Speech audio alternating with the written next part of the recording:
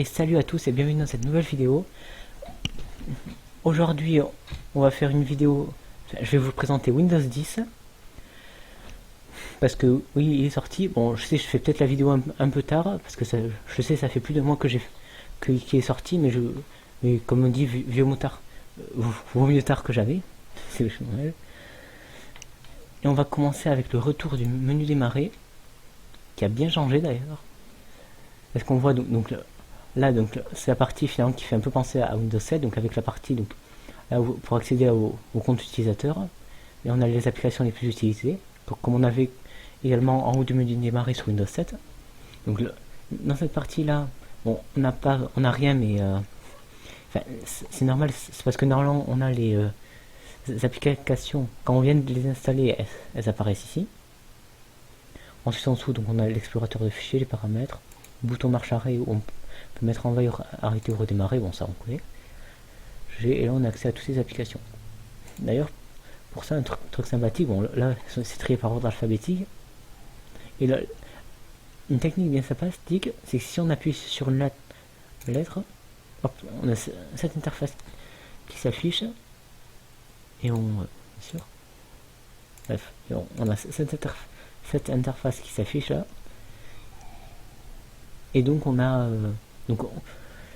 on voit toutes les lettres. Et un truc sympa, c'est que celles qui sont grisées, donc moi il n'y a que le Y, c'est normal, c'est parce que j'ai pas mal d'applications, c'est que si on clique dessus, on arrive au W, parce que comme vous le voyez, j'ai pas de lettres, j'ai pas d'application commençant par Y. Et toutes celles qui sont en blanc, c'est celles où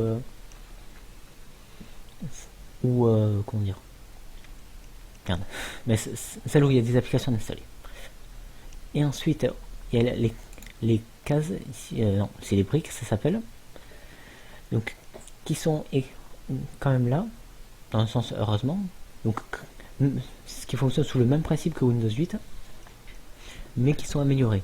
Donc par exemple là en plus, si je veux, je peux le mettre en taille petit, et là voilà. Et un truc plutôt original, si on le met en grand, qu'on le réduit, on peut faire en sorte que ça prenne comme ça, une partie, pour après mettre au-dessus ou là des applications plus petites. Bref, donc moi comme vous voyez, je me suis organisé comme ça, donc en mettant là la musique, là donc les trucs de programmation, le gaming ici. Ouais, je sais, j'ai pas mal de trucs là pour tout ce qui est pour mes vidéos et le reste autre. Bon, et après d'autres trucs qui étaient déjà installés, qui étaient déjà, c'est normal. Ensuite, allez, un truc plutôt original, c'est que si on va dans les accessoires, on voit Internet Explorer. Il dit toujours. Microsoft pense peut-être qu'il y a encore des personnes qui l'utilisent ou qui ont préféré le laisser. Bon, ça il prend pas beaucoup de place. Il doit pas prendre énormément de place, donc au pire, c'est pas hyper grave. Mais bon, c'est la place utilisée pour rien. Tant pis. Ensuite, allez, on va parler des paramètres qui ont bien changé aussi. Donc, les paramètres, comme vous le voyez, l'interface, voilà, donc on a des cases comme ça, et forcément on peut le redimensionner. Et un truc sympathique, c'est que si on met la largeur minimale, on a comme ça l'interface mobile, donc avec le petit logo ici, et à côté la description. Bon, je laisse comme ça, je vais l'avoir en dessous comme ça. Et donc forcément c'est organisé vraiment différemment, et honnêtement, même moi là encore j'ai du mal à m'y retrouver pour certains trucs. Donc bon, je vais pas m'attarder là-dessus parce que sinon je ferai une vidéo d'1 heure, je sens. Donc ensuite on va parler du nouveau navigateur Edge, Microsoft Edge, qui bon, comme certains pourraient penser, ouais il est comme Explorer, il est pourri. Mais déjà, je l'ouvre, il s'ouvre instantanément presque. Et j'ai pas un SSD. Contrairement à ce que certains pourraient penser. Et donc, bon, honnêtement, il est sympa. D'ailleurs, ce que je trouve original, c'est que la barre d'adresse, donc là où on voit marqué google.fr, là elle est grisée, donc on pourrait penser qu'elle est une existence. et quand on met le curseur, c'est bon, elle devient blanche, et là on la voit parfaitement. Ça honnêtement, je trouve ça vraiment plutôt original. Bon, après on voit les limites avec les deux lignes qui sont là. Mais franchement, ouais, c'est vraiment sympathique. C'est original de la part de Windows. Et donc là on a... C'est bon. Après, le seul truc que j'aurais à redouter, parce que franchement, sympathique, là on a les favoris, l'historique, téléchargement, voilà. Après, le seul truc qui reste dommage, bon, forcément, on peut changer le navigateur internet.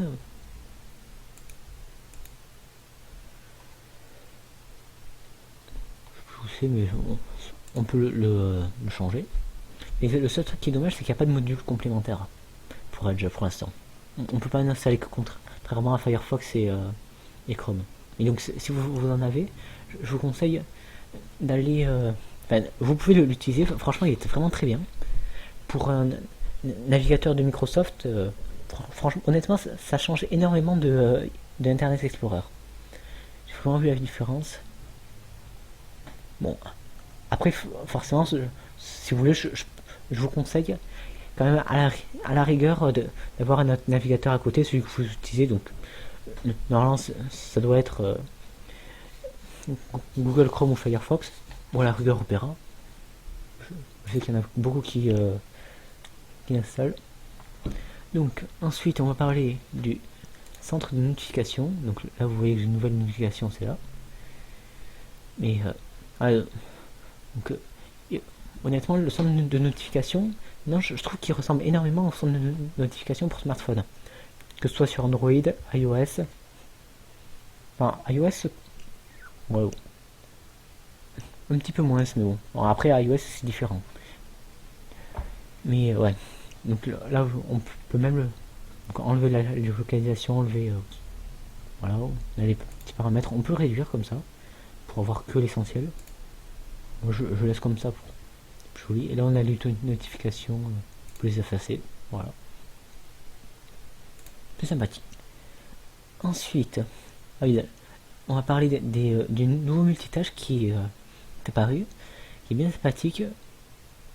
Donc, c'est que par exemple, j'ai une fenêtre, j'ai ce bureau-là où je fais du gaming par exemple, et moi je veux faire du montage en même temps. Hop, je clique sur ce petit bouton-là, et je me mets là-dessus. Et hop, je peux m'ouvrir des trucs, par exemple, je m'ouvre là Virtual DJ. Et là, comme vous le voyez, j'ai absolument rien ouvert.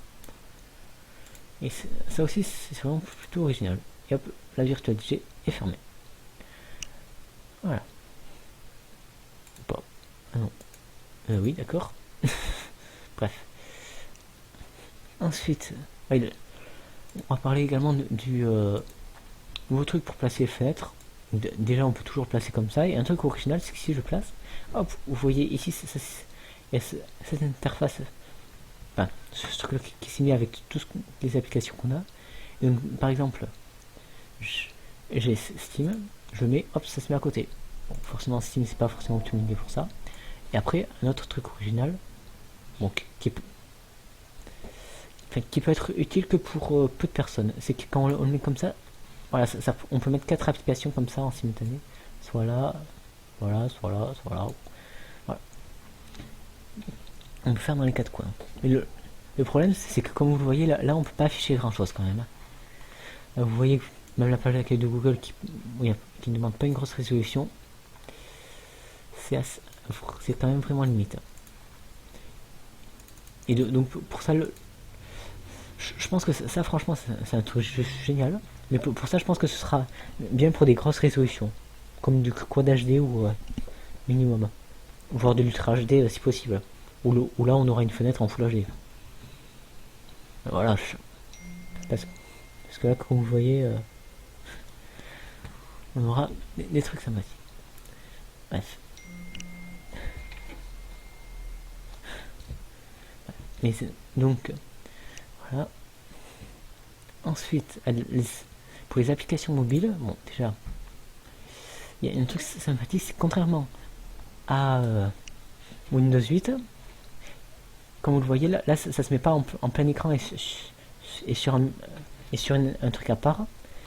cette fois-ci, ça se met comme ça sur une fenêtre, comme n'importe quel autre, comme le gestionnaire de fichiers, comme navigateur internet, n'importe quoi. Ce qui est au moins vraiment sympa. Ensuite, le bouton de retour du bureau. Par exemple, là j'ai Edge, j'appuie là, hop, il n'y est plus. Et là, bon, il était. Bon, ça je dis pas, il était déjà sur Windows 7. Sur Windows 8, il y était, mais il était masqué. Donc, comme vous voyez, le petit trait qu'on voit là, qui le sépare de l'heure, la date et l'heure, il n'était pas donc en gros, on ne pouvait pas le voir. Également, quand on mettait le curseur, ça faisait rien. Donc forcément, on ne pouvait pas savoir qui il était. Donc, bon, il y a toujours le truc, donc on met le rond, on rappuie, ça ouvre. Et ouais, ça pour le coup, c'est quand même bien qu'on le voit de nouveau. Ensuite, j'ai également remarqué sur Windows 10 que les performances ont vraiment été améliorées. Donc, par exemple, mon ancien ordi, mon ordi portable, avant il mettait 10 minutes pour se redémarrer, ce qui est énorme. Là, il en met que 7. Bon, c'est énorme aussi, ça reste quand même énorme, mais c'est la preuve donc qu'en passant de Windows 7 à Windows 10, les performances sont améliorées et Windows 10, pourquoi il met moins de temps à se démarrer. Et pour le coup, celui-ci, il en met à peine 20 secondes. 20 secondes à s'allumer, oui, c'est juste exceptionnel. Ensuite, bon, un problème que j'ai rencontré, que j'avais déjà sous Windows 8, mais que je me suis rendu compte. Au début, je pensais que c'était sur mon ordi, que ça venait de mon ordi, mais en réalité, ça vient de Windows en lui-même, que quand on n'utilise pas toute la RAM, ça en met une partie en réservé système. Donc pour l'utiliser quand même, ça ne met pas en veille. Sauf que le problème, c'est que, bon, là, je me suis retrouvé donc avec 3,95 Go, donc 4 Go de RAM sur les 6 que j'ai. C'est un peu dommage. Ça fait 2 Go mis à la poubelle, entre guillemets. Bon, là, 4 Go encore, ça peut aller, à la rigueur. Mais c'est là où, sur mon ordi portable, j'avais seulement 750 mégas. Là où Windows en demande 700. Donc en gros, je descendais pas en dessous des 2 gigas. Oh, putain, il me saoule.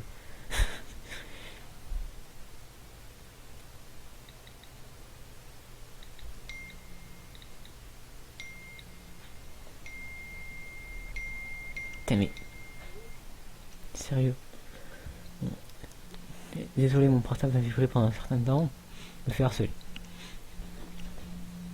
Je peux pas emmerder.